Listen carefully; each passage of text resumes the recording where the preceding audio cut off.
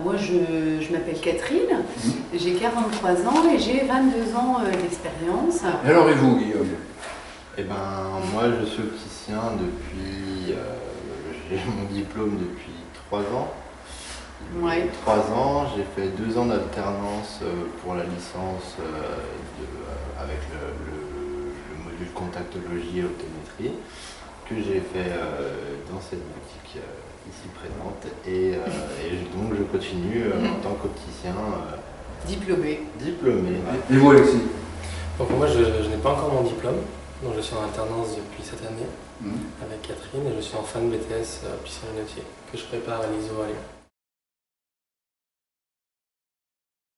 Bah déjà parce qu'on s'entend bien, ce qui est déjà une bonne chose. Bon. Mais après, non, mais parce que on est content déjà de faire ce qu'on fait. On a des clients, alors on est opticien de proximité, ça se ressent beaucoup. On a des clients qui sont très fidèles. Je pense qu'on s'inscrit dans la durée. Moi, ça fait déjà quand même quelques années que je suis là.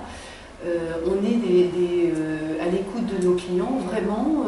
On essaye de trouver une solution à leurs difficultés visuelles pour leur apporter vraiment un mieux-être. On a un très très bon retour de ce côté-là.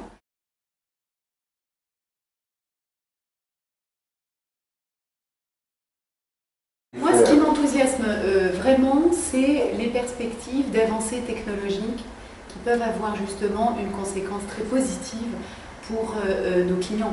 Quand on parle là à 5 ans d'une lentille qui va pouvoir justement calculer le taux de glycémie pour les diabètes, peut-être tout ce qui est nanotechnologie pour justement peut-être faire une greffe au niveau rétinien, ça c'est super enthousiasmant. Les nouveaux modes de compensation. Les nouveaux modes de compensation. Ce qui nous pose la question aussi pour nous, en tant qu'opticiens, c'est de justement continuer à se former, continuer à être réactif, continuer à être dynamique pour que justement tout ça, on soit entre guillemets les seuls acteurs de ces transformations. La difficulté, c'est quand on est trait d'union entre une mutuelle et nos clients.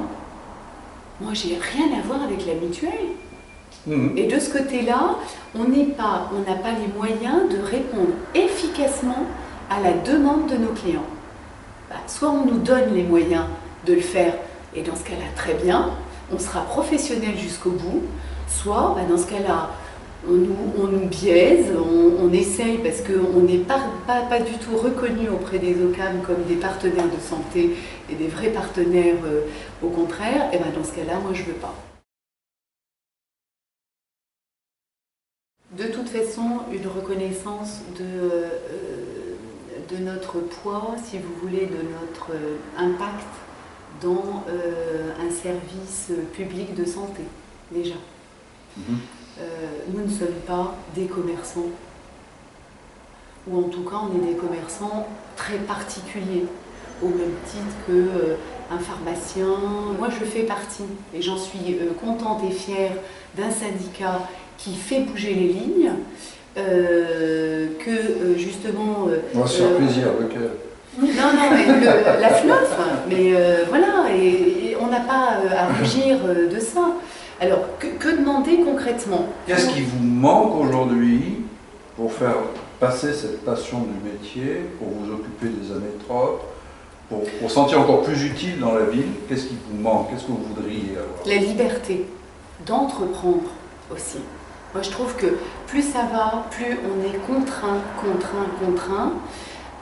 sans pouvoir, j'allais dire, exercer pleinement notre... C'est même pas quelque chose de plus, c'est arrêter de mettre des bâtons dans les roues, clairement, puisque toutes les mesures qui ont été prises récemment vont dans le sens où l'opticien va perdre de plus en plus de liberté pour conseiller, pour faire son métier. Parce que quand on permet sur l'ordonnance d'avoir des écarts pupillaires, quand on demande à l'ophtalmologiste de faire quelque chose qui n'est pas à la base de son métier, beaucoup n'en sont pas super contents d'ailleurs, c'est pour favoriser la vente sur Internet. La vente sur Internet, même si pour moi c'est un autre métier par rapport à un autre, ça va dans le sens où on va de moins en moins donner de conseils aux clients, donc on va dégrader le système de santé. Justement, si vous voyez que il y a des choses qui sont en train d'échapper, vous voulez compenser ça par quoi? Est-ce que par exemple demain, le ministre vous dit ok, Guillaume, Catherine, Alexis, vous avez la possibilité de vous occuper par exemple des personnes âgées ou à mobilité réduite, de faire des examens de vue pour prévenir le risque des chutes, d'aller par exemple en milieu scolaire pour faire de la prévention. Est-ce que des choses comme ça, ça vous manque? Vous avez envie de le faire? Est-ce que dans l'avenir, vous vous projetez à aller ailleurs?